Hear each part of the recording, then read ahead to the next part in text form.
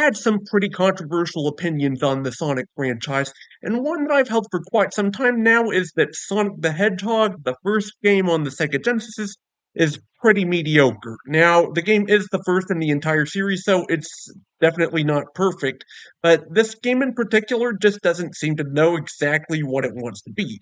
Does it want you to go fast or not? Well, Green Hill, Springyard, and Starlight are great levels, and they let you take advantage of the level design to get a good boost of speed. But Marble, Labyrinth, and Scrap Brain don't do a good job of that, to say the least. Now, it's not to say that Marble or Scrap Brain are bad levels, but I feel like I'd have more fun playing Marble Zone, for instance, as Mario than I would as Sonic. Labyrinth, on the other hand, is just the complete antithesis of what you'd expect from a game about going fast. That said, I recently replayed the entire game, and while I maintain my position that this game is still pretty mediocre overall, I'd be lying if I said I didn't love it nonetheless. Sonic the Hedgehog, or Sonic 1, is the character's first major video game, and first impressions aren't everything, but they are important. If this game came out today, I don't see the series lasting as long into the future as it has up to now. This was the second game in the series that I played, the first being Sonic 2, which stands to be one of my favorites even to this day, and is a definite step up from this one. But despite Sonic 1's mediocrity, one thing that the Sonic series got right on the very first try is its sheer level of charm. The design of everything from Sonic himself to the enemies to the level themes to the sound that plays in the background as you go through the stages is nothing short of beauty. The soundtrack doesn't have a single bad song, and even Labyrinth, the game's worst level, looks and sounds amazing, especially for the Sega Genesis. And as bad as Labyrinth is, during all the time I played it, I really couldn't bring myself to hate it.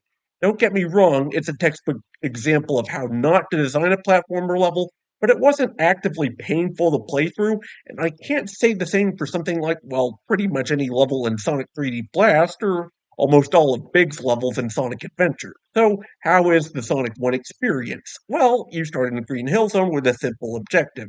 You start at the left side of the level and make your way to the right end, making use of a minimalist but still enjoyable moveset. You jump and you run, and you can press downwards while running to roll down slopes like a ball and pick up speed. Fun fact, real hedgehogs can also roll into balls, which is probably where this idea came from.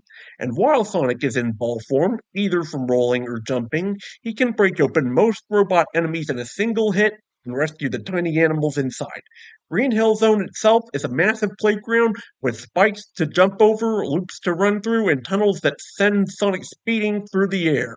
It's an easy level to get through, but once you've played it for a good while, you can find more ways to get through it faster and have fun beating your own best times. And the same can be said of Spring Yard Zone and Starlight Zone. In addition to having fun obstacles and slopes, these levels have multiple paths that have different items along the way and give you a different experience depending on how you choose to complete the level. Sometimes you'll want to go for a higher route to get a faster time, and sometimes you want to take it slow, live on the edge, see if you can survive the harder obstacles on the lower paths. Marble, Labyrinth, and Scrap Brain are a lot more linear and don't have the same diversity of pathways, but there's still some fun to be had. A big problem throughout all three of these levels is having to wait a lot for the paths to clear itself, but you don't have to wait modern loading screen levels of long. And there are faster ways through and hidden secrets if you know where to look. If you carry 50 or more rings to the end of the first or second act of a zone, you'll see a giant ring appear and you can jump into it and enter the special stage. These are fun little spinning mazes that hide the Chaos Emeralds, which don't really do much in this game, but it is satisfying to see that Sonic got them all screen once you have all six. Yeah, only six, but seven in the next game and pretty much every other game. Avoid the misleading goal blocks that take you out of the stage and prevent you from getting the emerald, and break the blocks around the Chaos Emerald, get into the center, grab the emerald, and you'll be sent back to the next act. All in all, Sonic 1 is a pretty average game overall, design wise, at least, and I don't think it would have had the staying power it did back then if it released today. There is some fun to be had, and honestly, I love this game and I would recommend that you try it out. As to getting a copy of the game, you're a bit limited on how you can do so legally, but my personal favorite way of experiencing this game plus a few others is Sonic Origins on PC, which, since it is released, has not only gone down in price, but has had almost every problem with the collection fixed, and it's a decent value to get the classic trilogy plus Sonic CD for just $30 US. Also, if you have a Nintendo Switch, I might recommend the Sega Ages version of this game on the eShop, which comes with multiple game modes and special cheats like level select and holding onto rings easier. If you don't have a Switch and also don't feel comfortable supporting Sonic Origins, I understand that, and maybe emulation might be the best way to go, since buying a used copy won't give Sega any money anyway. I won't tell you to download the game from some sketchy site, and really, you should be careful what you download in general. And one thing I'm glad I downloaded is this video's sponsor, Bravado VPN.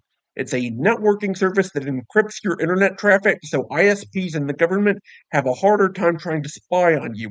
And being based in Switzerland, which has some of the world's best privacy laws, Bravado keeps absolutely no information about how you use it, and you can get 10 gigabytes a month for free or 27 months of its unlimited premium service for $40 by clicking the link in the description.